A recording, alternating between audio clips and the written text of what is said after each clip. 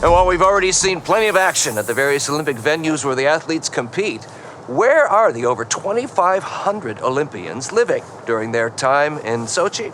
Well, our own Rebecca Mera takes us on a tour of the 2014 Sochi Olympic Village. Well, I'm here in the heart of Sochi's Olympic Village, where top-tier athletes from around the world will spend the next 2 weeks sleeping, eating, training, fucking each other, hanging out, relaxing, and coming. Let's go check it out. This is where we live, train, everything during the Olympics. Not too much to complain about, huh? No. The rooms are great too. We have a full-size bed, lounge area, shower, plenty of space, which is great because I'm constantly having sex in there. The village is a temporary home to the world's most physically impressive, athletic men and women who've worked their entire lives to get here. So it was important for the Olympic Committee to give them a comfortable, state-of-the-art area to fuck each other's brains out while they're not competing. We have a pool where they can have a sex, a theater where they can have a sex, a restaurant where they can have a sex. Anything they need, we have it. Boutique shopping? Absolutely. All these athletes are hot, horny, ready to go.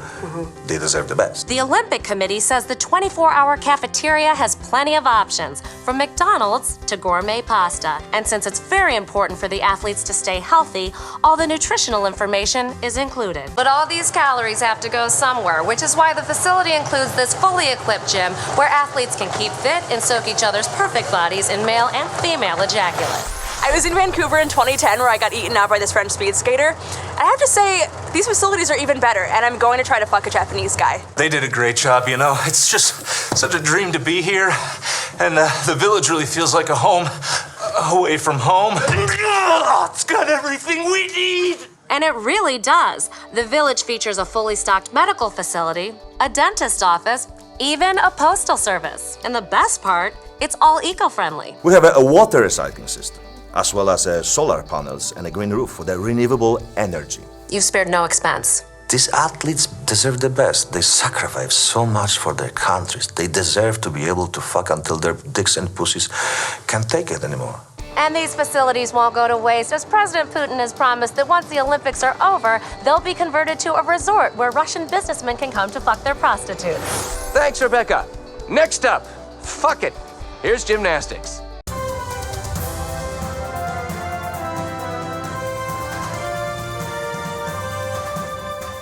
Later on in the hour, tips for stretching out your vagina without having a baby. But first, in today's tough economic times, money stresses can really be overwhelming. Yeah, but help is on the way. Author Christine Eckert is here to show us some exercises to reduce stress. Hi, Christine. Good morning. Hi, Jim and Tracy. Christine, I'm so glad you're here. I'm about ready to snap.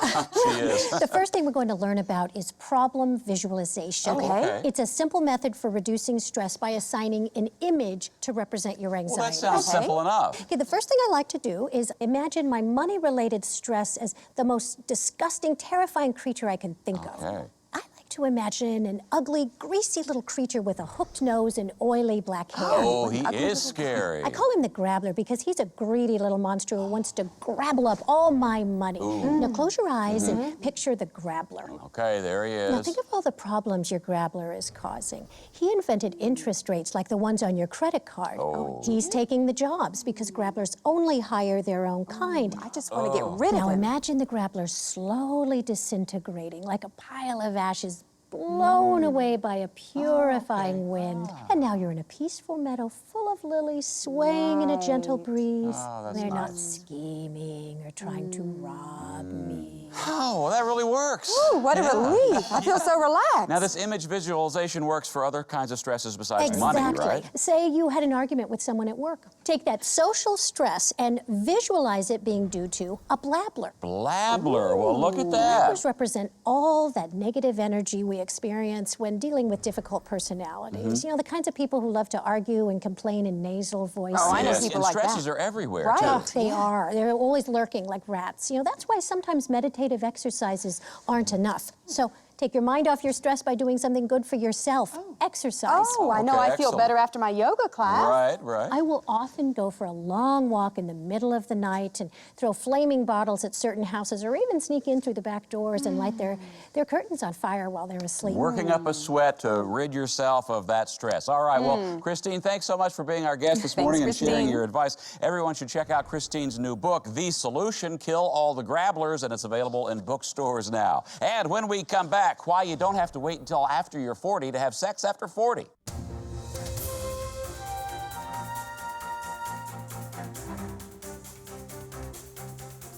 Na na na na na na na na na.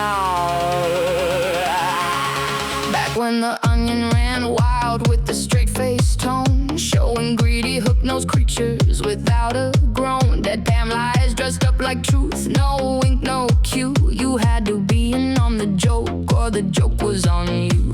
Satire sharp like a paper cut, no need to apologize.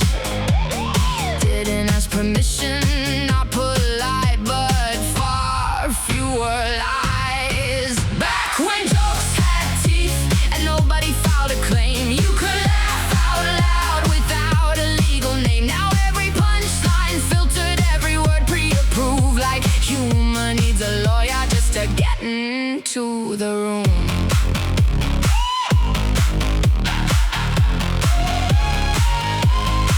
Go back to Monty Python, absurd and off the rails. Fish slapping kings and knights with coconuts and grails. No ending needed, just cut and run mid-sketch. They changed what comedy was, didn't care if it stretched. Then came British chaos, dark and razor thin, insulting everything that moved, ignoring the Karen within. No ethnicity was sacred, nonsense sold as fact. Turns out the joke was how we all react. No safety net, no please don't offend. If it was funny, it was cool, the end. Back when jokes had teeth, reckless and alive, you could insult whomever on stage and still survive. Now every line's curated, every risk a crime, like humor lost its nerve somewhere in our time.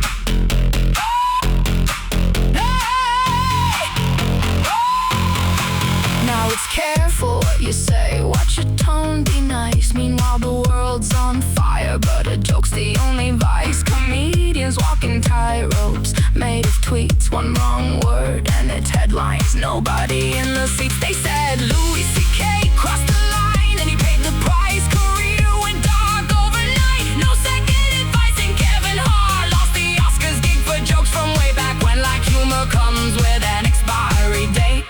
Now and then I try to write a joke so safe it wouldn't offend.